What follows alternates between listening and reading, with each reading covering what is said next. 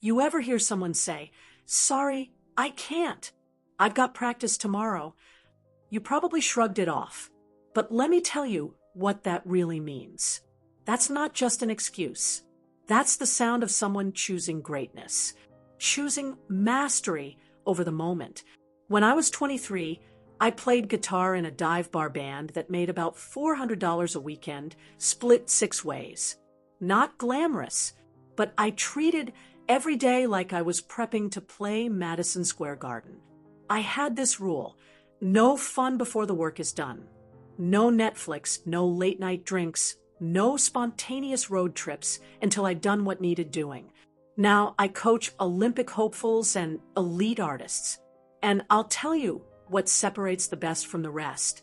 They've all got a version of my old rule. Some call it monk mode, others call it deep work. Me? I call it focus season. Let me show you what that looks like in real life.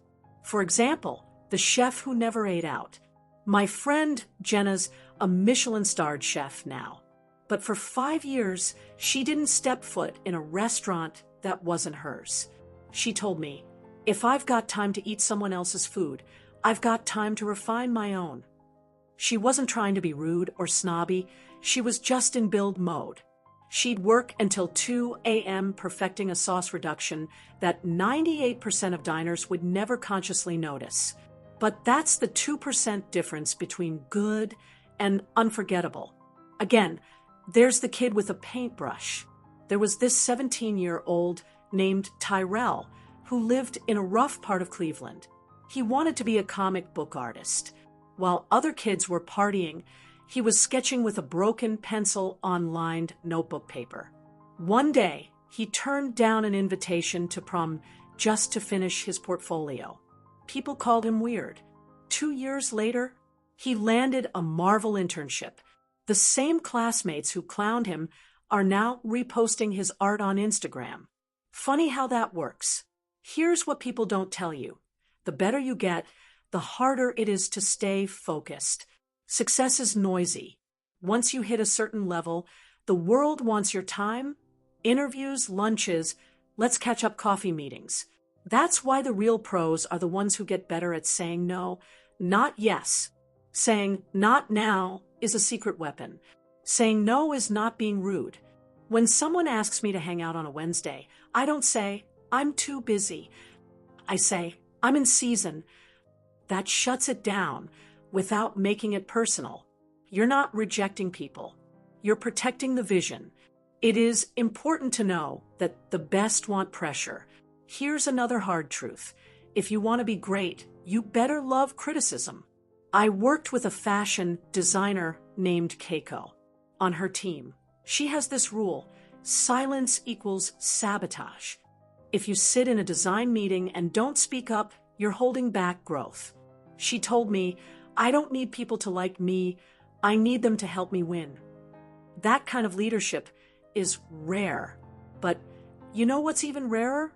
Her designs selling out in 24 hours. Also know this: be easy to find, hard to reach. In a world of constant notifications, protecting your time is everything. My filmmaker friend Antonio gets over 100 emails and 50 DMs a day. You know what his voicemail says? If it's urgent, it's probably not important. He lives by this one principle: I'll be everywhere after I've made something worth showing up for. That's how he made his breakout short film, editing alone in a rented storage unit with no signal for 3 weeks. The myth of the lone genius. Let's squash another lie. I'm doing it all by myself. Nah, that's not noble, that's lonely. Even the greats had help. Serena had a coach. Da Vinci had apprentices. Even Batman had Alfred. If you're trying to be world-class, you need people around you who challenge you, push you, and tell you when your work sucks. Especially then. I know a coder named Ravi who built $1 million app. But he almost gave up halfway through because he was debugging alone for months. The game changed when he joined a tiny Slack group of other builders. They didn't just help him fix bugs, they helped him fix his mindset. You don't need a crowd. You just need a crew. Redefining your value. People will question your boundaries. They'll say, "Why are you so strict with your time?" Or, "You're not even getting paid for that yet. Why try so hard?" Here's what I tell them. You don't get world class. You earn it by showing up like you're already there. That means knowing your value before the world sees it. And if someone says you're doing too much, just smile and say, "I'm in season." Check back when the harvest comes in. One last thing is the mind gym. Burnout is real. When you're chasing mastery, your brain collects scar tissue, doubt, rejection, failure. You've got to cleanse it. For some, it's meditation. Others, journaling. Me, I call my cousin every Friday, and we talk trash about our own egos. Whatever works. Just don't forget this. Your brain is the instrument you play your symphony with. Tune it, rest it, respect it.